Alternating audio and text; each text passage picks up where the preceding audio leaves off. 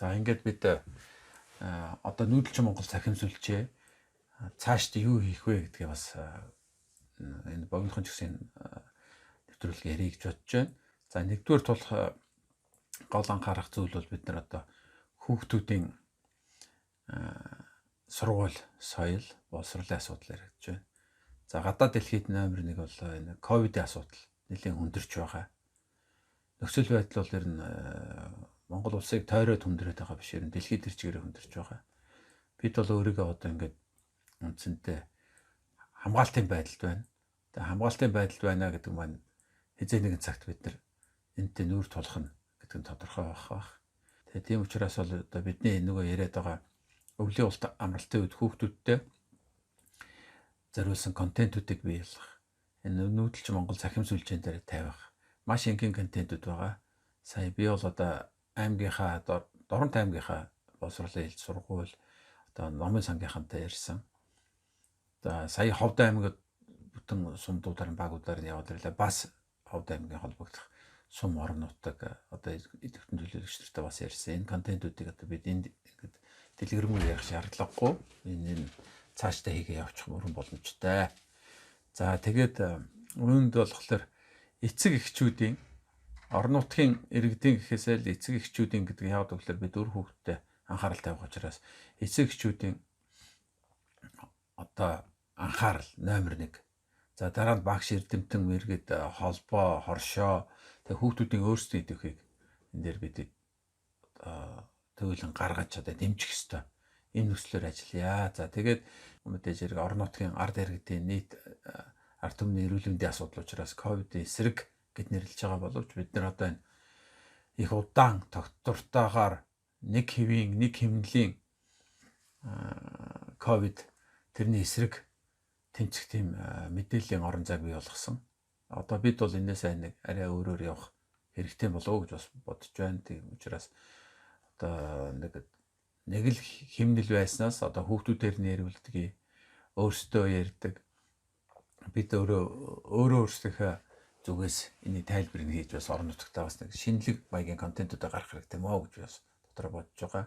Тэгээд энд болохоор сумдууд багууд өөрсдөө санаачлал гаргах хэрэгтэй. Энд дээр та бүхэн минь одоо орон нутгийн төлөөлөл маань энэ дээр санаа оноогоо гаргаач гэж би хүсмээр байна. Адуу малын галанд руу адууны сүүл энд цогцолоод экспортод гарах. Одоо өнгөрсөн бүтэн сая өдөр бол адуу мал компани ерөнхий захирал Матиа Ванстад нөөрөө лайв хийгээд бид ингээд 11 тонн адууны сүүл галанд руу авъя гэсэн захиалга хэлсэн. Одоо энэ дээр албан ёсоор адууны сүүл авах юм захиалга орж ирсэн. Шууд галанд ус руу экспортод явнаа. Бидний одоо 3 дахь орны зах зээлийг одоо бий болгоно гэсэн. Энэ дээр бүгдээрээ санаа оноогоо нэгтгээд нэг юм дөрвтойхон үйл ажиллагаа хиймээр байна. Энэ бидний гадаад 3 дахь орны зах зээл бол зөвхөн биднээс шалтгаалдаг. Тэгэхээр цаатлаас шалтгаалдаг гэдэг биш. Цаатлаас авдаг. Тэгээд мэрэгжлийн улсуудтай ярьж үзлээ. Одоо энэ яг цэвэрийн энэ арьшир түүхийдийн худалдаачид 8-ачтаач бас ярьж үзлээ. Нэр бүрэн боломжтой гэж үзэж байна. Тэгээд чинь нүүдэлчин Монгол цахим сүлжээ бол бидний оюун санаагаар нэгдэж байгаа. Сэтгэлийн дэмээр нэгдэж болж хийж болзошгүй хийж чадах зүйлээ өөрийн хүслээрээ хийх гэсэн юм гол зорилго эрхэм зорилго энд оршдог. Төлөвлөгөөнийхөө асуудалд оръё. За одоо байгаа бүх сумдууд манай Дорнот аймгийн бүх сум бүх багууд дээр байгаа улсууд одоо төлөөллийн техникийн тусалцаа авсан иргэд манай төлөөлөгчд одоо сум орон нутагт байгаа эмнэлэг сургуулийн захиргаад одоо сайн дурын холбоо, хоршоо дээр нь хүүхдүүдийн өөрсдийнх нь дугуйлан одоо театрын дугуйлан байна уу, уншигчдын дугуйлан байна уу, одоо ард иргэд ч гэсэн өөрсдөө улс орон нутгаа хөгжүүлэх гэсэн төрлийн бас байгууллагууд байгаа. Эдгээр орон нутагтай ярилцаад бүгдээрээ энэ дахин одоо бид нар урт удаан карантин бий болоход өр хүүхдтэй орон нутагтаа эрүүл мэнд өгөөд боловсролынхаа салбарыг ямар хэлбэрээр цаашаа авч явах вэ? Өөрсдөө энэ дээр бид ямар идэвхийлсэн ямар алхмууд хийх нь зүв бэ гэсэн юмыг бид бодох хэрэгтэй байна. Ийм учраас энийг ингээд та нар нэг идэвхжүүлэн яриад байгаа чи 7 хоногийн дотор яаралтай хийхгүй бол одоо эхнээс эхлээд таниа томууд гарч ирлээ. Янз бүрийн хэлбэрийн өвчин эмгүүдийн дуу чимээг сонсогч जैन, дуу нэг ойртож байна гэдэг ч юм уу. Энийг муу амлах биш. Гэхдээ урьдчилан сэргийлэхүүднээс энийг хийгээч. Бид өнгөрсөн 10 сар сургуулийн хүүхдүүд минь яалаа. Одоо дахиад энэ жил одоо ямар ч вакцин юу гараагүй байхад ямар нэгэн өөрчлөлтүүд бий болоход бид дэндээ бэлтгэлтэй байх ёстой. Өөрсдөө хажууд нь байж хийсэн хүн илүү хийнэ гэдгийг одоо та нар бас эндээс харсан бахаа гэж бодож байна. Номер 1 асуулт. Хүүхдийн одоо ингээд карантин болоход урт удаан хугацааны одоо сургуулийн амралтууд бий болоход нөхцөл байдлаа шалтгаалan хүүхдүүдтэй контент бэлдэх одоо хүн болгон энэ тухай ойлгож байгаа. Ямар юм тухай ярьж байгаа.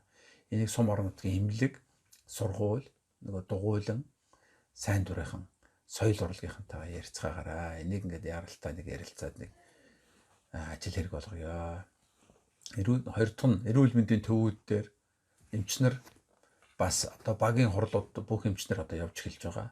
Тэн дээр очиод одоо хуучин одоо энэ одоо бид нэр одоо 1 сараас хойш явж байгаа аргачлалуудаас арай өөр малчтаар нь өөр нь яриулсан контент утсаараа бичээд нааш шидэж бид нар тэгвэл энийг эргүүлээд энэ нүүдэлч Монгол цахим сүлжээгээр одоо бид эмчнэр ярьдаг байсан бол одоо малчт нь орон нутгийн иргэд нь өөрсдөө ярина. Бид ингэмээр байна. Бид ингэж өөрийгөө хамгаалъя.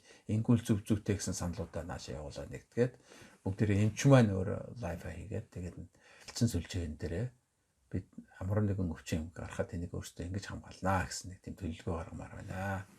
За тэгээд энэ адуу мал компани энэ санаачлага 3 алхмаар галанд орцгоё гэдэг адууны сүүл экспортлох энэ баталгаатай 3 дахь зах зээлийг бий болгохын төлөө хамтдаа урагшаа зүтгэе.